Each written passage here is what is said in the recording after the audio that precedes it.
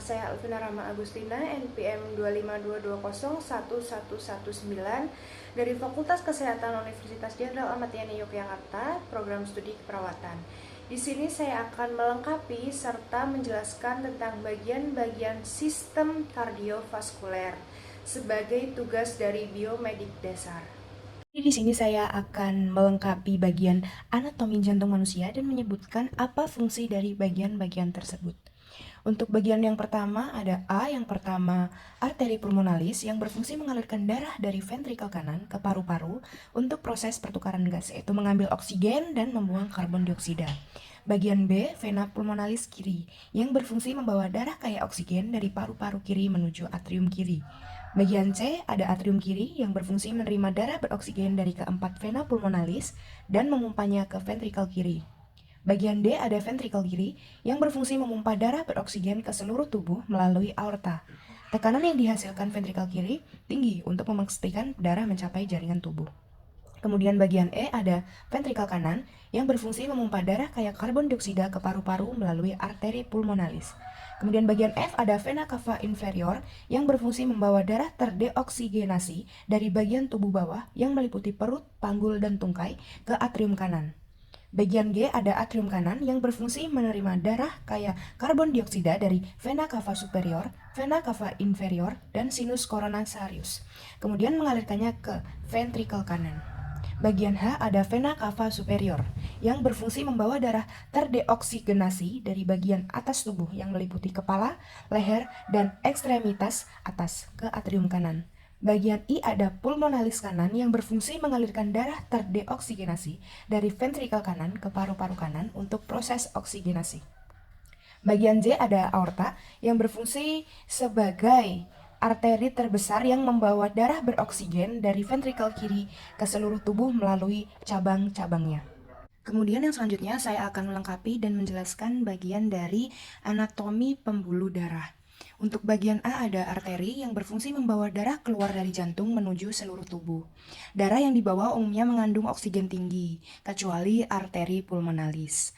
Bagian B, ada arteriola yang berfungsi sebagai cabang kecil dari arteri yang mengatur jumlah aliran darah ke kapiler dan menentukan tekanan darah melalui kontraksi dan relaksasi otot polos.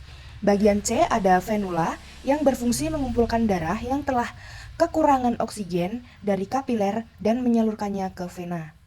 Bagian D, ada vena yang berfungsi membawa darah kembali ke jantung. Umumnya membawa darah terdeoksigenasi, kecuali vena pulmonalis dan memiliki katup untuk mencegah aliran balik darah. Untuk bagian E, ada kapiler, tempat pertukaran gas O2 dan CO2, zat makanan, dan sisa metabolisme antara darah dan sel tubuh. Dindingnya sangat tipis sehingga memungkinkan difusi zat yang sangat mudah. Terakhir saya akan melengkapi dan menjelaskan apa fungsi dari bagian anatomi suplai darah bagi jantung. Bagian yang pertama ada A, yaitu atrium kiri atau serambi kiri yang berfungsi menerima darah beroksigen dari paru-paru melalui 4 vena pulmonalis kemudian mengalirkannya ke ventrikel kiri untuk dipompa ke seluruh tubuh. Bagian B, ventrikel kanan atau bilik kanan yang berfungsi memompa darah yang mengandung karbon dioksida ke paru-paru melalui arteri pulmonalis untuk proses pertukaran gas. Bagian C, ada marginal arteri yang merupakan cabang dari arteri koroner kanan yang berfungsi menyuplai darah beroksigen ke permukaan lateral ventrikel kanan jantung. Bagian D, ada vena cava inferior yang berfungsi mengalirkan darah terdeoksigenasi dari bagian bawah tubuh yang meliputi perut, panggul, dan tungkai ke atrium kanan jantung. Kemudian yang E, ada arteri koroner kanan yang berfungsi menyuplai darah beroksigen ke bagian kanan jantung, termasuk atrium kanan, ventrikel kanan, dan bagian belakang septum interventrikular. Bagian F, ada vena cava superior yang berfungsi mengalirkan darah terdeoksigenasi dari bagian atas tubuh yang meliputi kepala, leher, dan lengan ke atrium kanan jantung. Kemudian saya juga akan menjelaskan bagaimana suplai darah dari dalam keluar jantung, yaitu sistem pompa sebelah kanan tugasnya adalah menerima darah kotor dari jaringan-jaringan yang disalurkan melalui vena cava inferior dan vena cava superior ke dalam atrium kanan. Dari atrium kanan, darah masuk ke dalam vertikal kanan. Waktu vertikal kanan menguncup, darah didorong ke dalam paru-paru melalui pembuluh nadi paru-paru. Kemudian, setelah darah tersebut beredar ke seluruh bagian paru-paru, darah masuk ke dalam pembuluh darah, balik ke paru-paru menuju atrium kiri. Dari atrium kiri, darah masuk ke dalam ventrikel kiri. Ketika pada atrium kiri terjadi systole bersama dengan systole yang terjadi pada vertikel kanan, darah didorong masuk ke pembuluh aorta. Selanjutnya, darah yang ada dalam aorta diteruskan ke seluruh nadi atau arteri hingga masuk ke seluruh jaringan tubuh terkecuali paru-paru.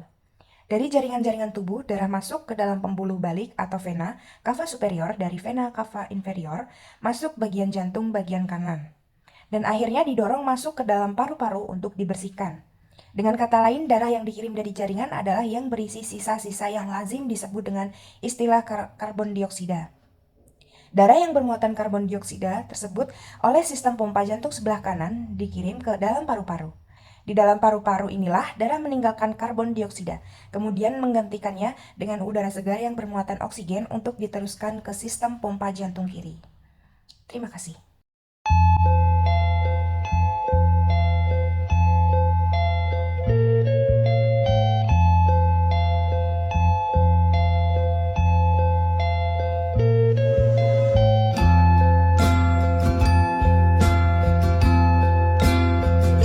A few moments later. Saatnya sudah akhir sekali.